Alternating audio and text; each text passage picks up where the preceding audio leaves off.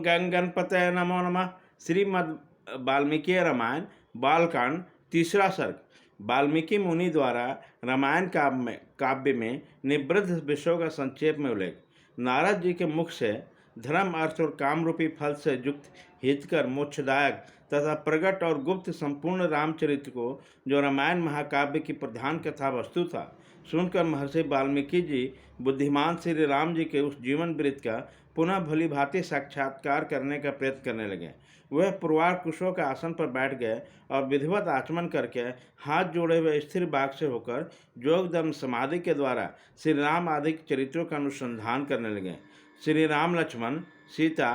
तथा राज्य और रानियों सहित तथा राजा दशरथ से संबंध रखने वाली जितनी बातें थीं, हंसना, बोलना, चलना और राज्य पालन आदि जितनी चेष्टाएं में, उन सबका महर्षि ने अपने योग धर्म के बल से भली भांति सत्कार किया। सत्य प्रतीक श्री रामचंद्र जी ने लक्ष्मण और सीता जी के साथ वन में विचरते समय जो लीलाएं की थी, वे सब उनकी दृष्टि में आ गई। जो का आश्रय लेकर उस धर्मात्मा महर्षि ने पूर्व काल में जो घटित हुई थी, उन सबको वहीं हाथ पर रखे हुए आंवले की तरह प्रत्यक्ष देखा। सबके मन में प्रिय लगने वाले भगवान श्री राम के संपूर्ण चरित्र का योग धर्म समाधि के द्वारा यथार्थ रूप से निरीक्षण करके महाबुद्धिमान महर्षि वाल्मीकि ने उन सबको महाकाव्य को रूप देने की चेष्टा की। महात्मा नारद जी ने पहला जैसा वर्णन किया था, उसी के क्रम में भगवान वाल्मीकि ने मुनि ने रघुवंश विभूषण श्री राम के चरित्र विषयक रामायण काव्य का निर्माण किया। जैसा समुद्र सब रत्नों की निधि है, उसी प्रकार यह महाकाव्य गुण, अलंकार एवं ध्वनि आदि रत्नों का भंडार है। इतना ही नहीं, यह संपूर्ण श्रुतियों के सारभूत अर्थ का प्रतिपादक होने के कारण सबके कानों को प्रिय लगने वाला तथा सभी के चित्त को आकृष्ट करने वाला है। यह धर्म, अर्थ, काम, मोक्ष रूपी गुण फलों से युक्त तथा इनका विस्तार पूर्वक प्रतिपादन एवं दान करने वाला है। श्री राम के जन्म, उनके महान पराक्रम, उनकी सर्वानुकूलता, लोकप्रियता, क्षमा, सौभ्य भाव तथा सत्यशीलता का इस महाकाव्य में महर्षि ने वर्णन किया। विश्वामित्र जी के साथ श्री राम लक्ष्मण के जाने पर जो उसके द्वारा नाना प्रकार की विचित्र लीलाएं तथा अद्भुत बातें घटित हुई, उन सब में उसमें महर्षि ने वर्णन किया। श्री राम द्वारा मिथिला में धनुष के तोड़े जाने तथा जनक नंदिनी सीता और उर्मिला आदि के विवाह भी इनके चित्रण किया। श्री राम परशुराम संवाद, दशरथ नंदन श्री राम के गुण, उनके अभिषेक, कैकेयी की दुष्टता, श्री राम के राज्याभिषेक में विघ्न, उनके वनवास, राजा दशरथ के शोक विलाप और परलोक गमन, प्रजाओं के विषाद, साथ जाने वाली प्रजाओं को मार्ग में छोड़ने, निषाद राजगुह के साथ बात करने तथा सूत संबंध को अयोध्या लौटाने आदि का भी इसमें उल्लेख किया। श्री राम आदि को गंगा पार कर जाना, भरद्वाज मुनि के दर्शन करना, भरद्वाज मुनि को आज्ञा लेकर चित्रकूट जाना और वहाँ के नैसर्गिक शोभा का अवलोकन करना, चित्रकूट में कुटिया बनाना, उसमें निवास करना, वहाँ भरत श्री राम से मिलने के लिए आना, उन्होंने अयोध्या लौट चलने के लिए प्रसन्न मनाना, श्री राम द्वारा पिता को जलांजलि दान, भरत द्वारा अयोध्या के राज सिंहासन पर श्री राम जी के श्रेष्ठ पदिकाओं का अभिषेक एवं स्थापन,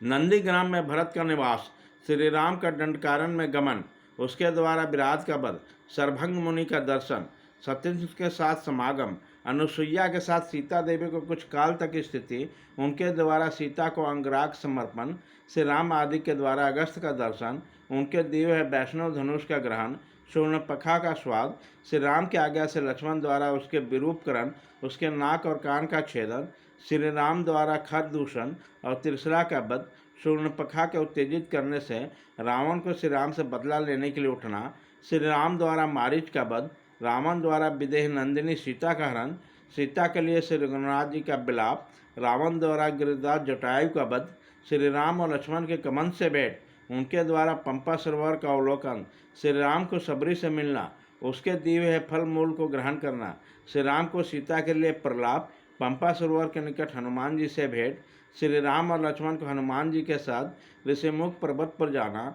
वहाँ सुग्रीव के साथ भेंट करना, वह अपने बल का विश्वास दिलाना और उनसे मित्रता स्थापित करना, बाली और सुग्रीव का युद्ध, श्री राम द्वारा बाली का विनाश, सुग्रीव को राज्य समर्पण, अपने पति बाली के लिए तारा का विलाप, शरत काल में सीता को खोज के लिए सुग्रीव की प्रतिज्ञा, श्री राम को बरसात के दिन में माल्यवान पर्वत के परशुराम नामक शिखर पर निवास, रघुकुल सिंह श्री राम के सुग्रीव के प्रति क्रोध प्रदर्शन, सुग्रीव द्वारा सीता की खोज के लिए बानर सेना का संग्रह,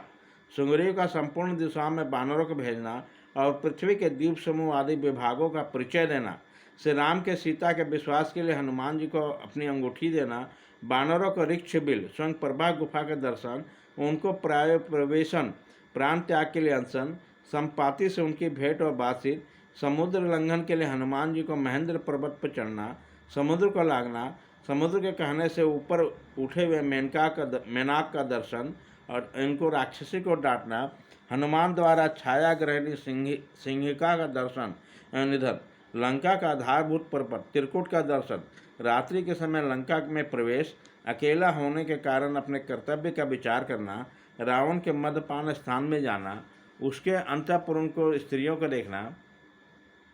हनुमान जी को रावण को देखना, पुष्पक विमान का निरीक्षण करना, अशोक वाटिका में जाना और सीता जी के दर्शन करना, पहचान के लिए सीता जी को अंगूठी देना और उनसे बातचीत करना, राक्षसियों द्वारा सीता को डांट फटकार, त्रिजटा को श्री राम के लिए शुभ सूचक स्वप्न का दर्शन, सीता जी को हनुमान जी को चूड़ामणि प्रदान करना, हनुमान जी को अशोक वाटिका के वृक्षों को तोड़ना, राक्षसियों को भगाना, रावण के सेवकों को हनुमान जी के द्वारा संहार, वायुनंदन हनुमान को बंदी होकर रावण की सभा में जाना, उसके द्वारा गर्जन और लंका के दाह, फिर लौटती बार में समुद्र को लांघना, बानरों को मधुबान में आकर मधुपान करना, हनुमान जी को श्री रामचंद्र जी को आश्वासन देना और सीता जी को दी हुई चूड़ामणि समर्पित करना, सेना सहित सुग्रीव के साथ श्री राम लंका यात्रा के समय समुद्र से भेंट, नल का समुद्र पर सेतु बांधना और उस सेतु के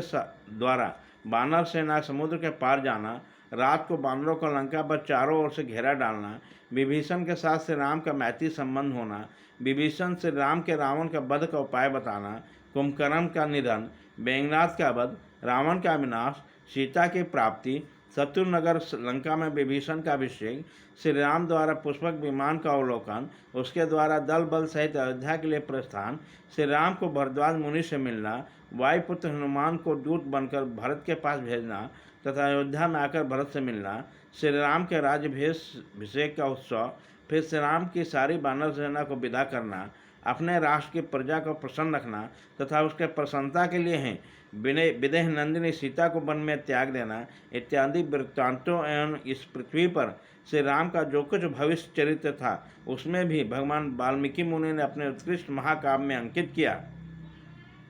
इस प्रकार श्री वाल्मीकि निर्मित आर्ष रामायण आदि काव्य बालकांड में तीसरा सर्ग पूरा हुआ।